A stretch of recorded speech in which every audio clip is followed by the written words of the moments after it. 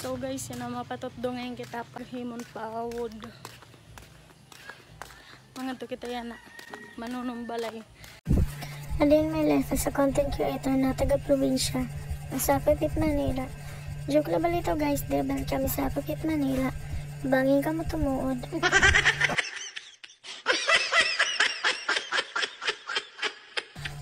Amo lang it kada manera na himo nga pawod. So lamingkod naman ako guys para makapagpawod. Kung mapatotdo pa lang ako kaya pat mara magpawod. Amo lang nila ako napawod.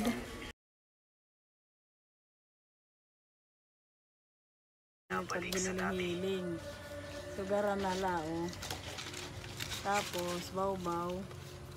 Tapos bawbaw. Ini bawbaw walapan. Sagad. O sugarating kamot hindi.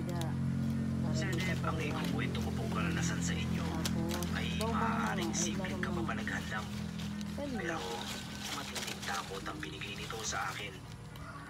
Ako po si Godfrey ng Tondo, Manila. Nagtatrabaho ako bilang konduktor sa isang bus company. Bago lang ako roon.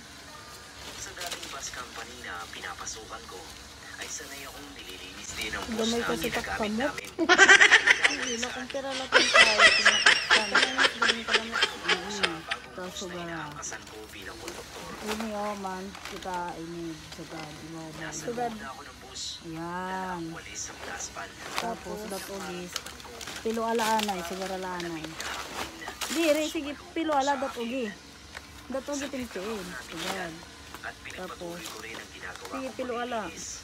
Bigla naman akong mapatingin sa labas ng bintana. O di ba pati nagtototdo akong pagpawod na stress.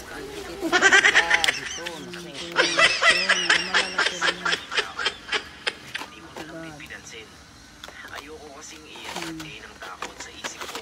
Ang paghila. Habang nililinis Ika di. Para di ka Korean. ay muli ko na naman nakita ang malaking anino sa gilid ng mga mata ko. Sa unahan ng bus, sa tagiliran, sa kabilang tagiliran.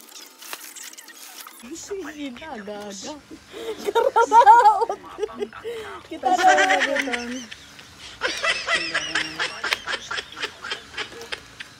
Kulang nga sa hila itong tang. Hila ah. Mula sa bintana, Kailangan dapat puot. Oo. tinignan ko pa yung driver na Iti paghila, ihilaan na di, tas inados uga di. Sana naku didikit iting tumango lang ako. kuan. Kulang yung kusog. Atensyon ko sa Ura-urahan ka gabi. pagpapaligid sa bus. Sira.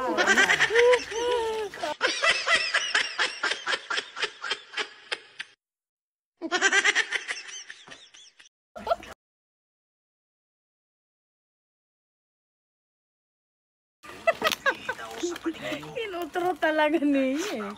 Himak